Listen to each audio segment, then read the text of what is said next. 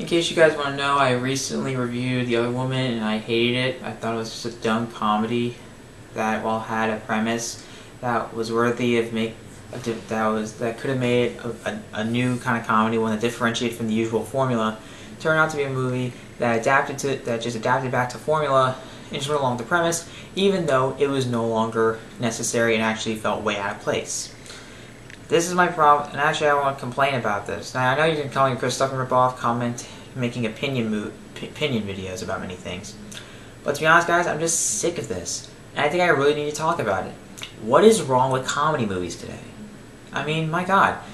I remember seeing some old comedies from the 1920s. Yeah, that's right. I've seen some old 1920s comedies. Well, probably one so far. That is The Kid, directed by and starring Charlie Chaplin. That movie was just hilarious when I saw it. It's also a really heartfelt movie that commented on poverty, childhood abandonment, and, parenting. It was really heartfelt, even though it was silent. I really saw the emotion in the actors and in the music. And I thought it was just a great movie. I mean, it's one of the top-rated movies on IMDb. That's really saying something. And I thought it was just really funny. The slapstick is so creative, and it holds up so well today. And I've seen movies from the 30s and from the 30s. I think some from the 40s, maybe? I don't know, actually. And the 50s that are just classics. The 30s, we all have Charlie Chaplin. I mean, we have, another 1920s movie? City Lights. One of my favorite slapstick comedies and probably my favorite movie from Chaplin. Probably my favorite romantic comedy of all time. Another comedy I liked from him that came out in the 30s was Modern Times. That was so funny. I mean, once again, heartfelt, commented on industry, the dangers of it, but also did this such creative slapstick, especially when he goes through the gears of a machine. That was just so creative and so funny. Also, that singing scene, yeah, I know that was sound, but I still liked it because it was still very, very funny. And I loved The Tramp. I mean, The Tramp is such an iconic character, especially in the comedy genre.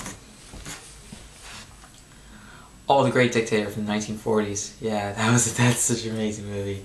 Even though it doesn't have, although it's just completely sound, it still has everything that made Chaplin so great. Fantastic slapstick, but also has some great lines too, some classic lines, and the speech at the end is so heartfelt. Also, the mocking of Hitler, taking a risk and making it funny without making it feel too offensive or just feel half-assed. They actually put effort into making this funny. That's why I love this movie, why it's held up so well today, and why it's one of the top-rated movies on IMDb. Also on Rotten Tomatoes, also one of the highest-rated comedies on Rotten Tomatoes. Because that's how good it is. Even people today love it. I mean, people when the internet's around, and people still love this movie. And it was also considered one of the best movies of the 1940s, and one of the best by Watch Mojo. Also one of the funniest political comedies. You gotta give that credit. At least those movies hold up so well today. And I've seen some good movies from Wes Anderson. I think this guy's such a great director. I mean, I saw Grand Budapest Hotel, love that movie. Same for Moonrise Kingdom. Also, I've seen, Rushmore. His first movie, Bottle Rocket, actually. And while it wasn't really have the weird, idiosyncratic style, like in terms of production design and cinematography, that would make him known later, it still is a good movie, and I still recommend you watch it if you haven't seen it. I think it's on demand on Xfinity right now, maybe it's overall. I have no idea. I mean, I still enjoyed the movie a lot. And another movie I really enjoyed from him was The Darjeeling Limited. While it's not my favorite, I still really enjoyed it. I mean, it's not as funny, but it still has better comedy than so many movies today. Also, The Lifeguard of Steve Zissou. That was very funny, especially from Bill Murray. And speaking of Bill Murray, Ghostbusters. I mean, who can forget Ghostbusters? Such a fantastic blend of comedy and special effects. Also, Bill Murray, he was so deadpan the entire movie. He stole every scene. He was just awesome. And the chemistry between him, Dan Aykroyd, and Harold Ramis was fantastic. Also, the director, Ivan Reitman, put effort into it. So did the writers, who were the actual stars. Dan Aykroyd and Harold Ramis. They actually put effort into making this movie quotable and funny. Incredibly funny. Same goes for Caddyshack, which is actually Harold Ramis' directorial debut. This guy, he also co-wrote it. It also stars such classics, not only as Bill Murray, but also Rodney Dangerfield, Chevy Chase. Yeah. I can't believe I forgot some names, but I do love that movie. We all do. It's one of the best sports comedies of all time. And, yeah. But now when I see movies today, they are so stupid. I've seen movies like Grown Ups 2. God, do I hate that movie. Adam Sandler is no longer relevant, and to be honest, that movie was just not funny. The jokes are so bad, they're so gross, like all these crude humor. It just is so unsettling and comes off as disgusting rather than funny. A good example of a comedy that uses crude humor to its advantage, Bridesmaids. I mean, that's a modern one. That came out in 2011, I believe. Yeah, it did. It was so funny. And seriously, the food poisoning scene was hilarious. I was just losing it the entire time. And another funny scene, Dumb and Dumber. I mean, that's a classic gross out comedy. That was so funny. That came out in the 90s, 1994, Jim Carrey's breakout year in film. It was so funny. The toilet scene, oh my god, that just left me in stitches. Fuck Dumb and Dumber 2. Review coming on that soon. And National Lampoon's Animal House. That is a classic. And I also gave birth to the gross out comedy genre. It was so funny.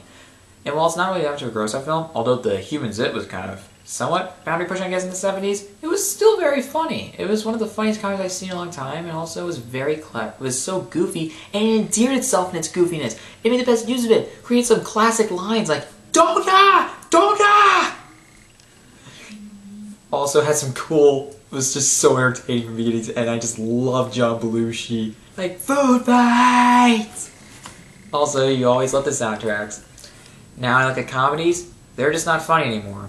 Grown Ups 2 was just a good example of that. This movie forced itself to be funny all the time. And it was so overtly goofy that it came off, you were just laughing at how bad it was, rather than just laughing because you actually thought it was funny. That's failing your audience. Also, Paul Blart Mall Cop. Yeah, to be honest, when I look back at that movie, it's so stupid. It's not all that funny. Detroit Rock City is probably the only scene I thought was pretty entertaining. But other than that, I didn't consider the movie really all that funny. It was just ridiculous. It was really just an action comedy meant for the kids. And yeah, I know, it came in 2009, the sequel's out. I'm seeing it tomorrow. Wish me luck, and I might hate on that when I do a review on that. But it's just nothing I want to do. This is just something I didn't want to do, but my mom's taking me to it because she wants to see this. She still loves this movie. I mean, my god. She loves a lot of bad comedies. When I look back at another bad comedy I saw, I mean, I did see The Other Woman. I thought that was pretty bad because of its dumb comedy, bad characters, and a lack of enjoyment. I was so disappointed. Another comedy I probably didn't really like was, I don't know. I actually don't really see a lot of bad comedies because I stay away from them. I think the first Grown Ups was also pretty bad too. I mean, that's not all that good. It's just so stupid. I just didn't find all that funny. And it just relies itself on just lame, crude humor and just just overall on stereotypical humor. It just isn't all that funny.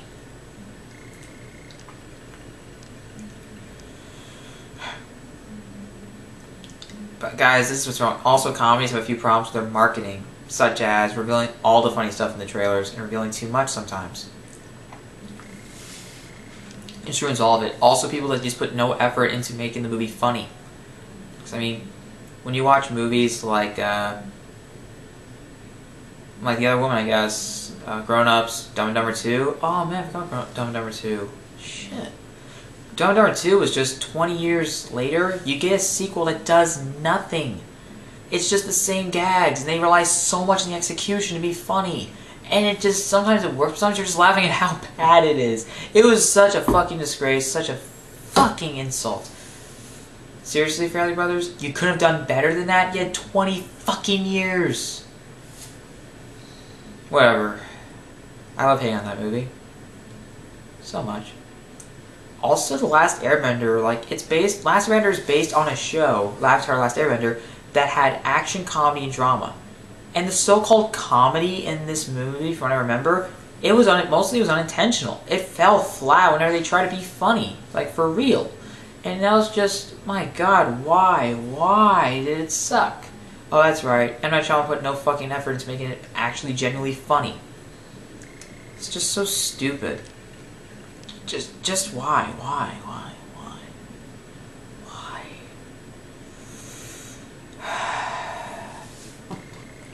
When I look back at these comedies and I look at the comedy genre today, I realize that the studio is ruining this and that no one cares anymore.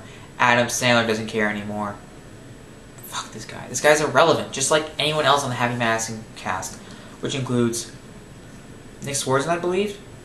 Yeah, that guy's, I don't know, for movies I've seen, he's not very, I saw him in 30 Minutes or Less. He was okay. Grown Ups 2, he was such a complete Rob Schneider ripoff.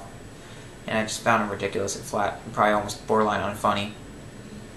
Maybe just flat unfunny.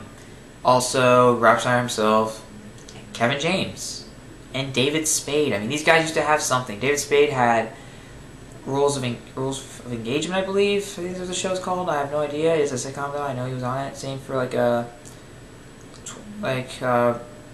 20 Simple Reasons, 20 Simple Reasons for Dating My Teenage Daughter. I don't know, but I know John Ritter was on a show that had Dating My Teenage Daughter at the part of the title. I haven't seen that show in a while, actually. Also, I think Kevin James was on King of Queens. That show was so funny, and he had Emmy nominations.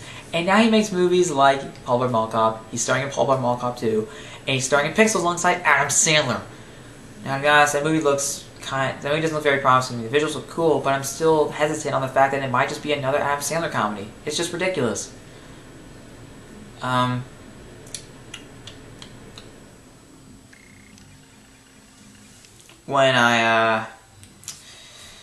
Schneider, I don't think he ever had any real sort of relevance from what I remember. He was just a guy who just started film projects produced by Happy Madison.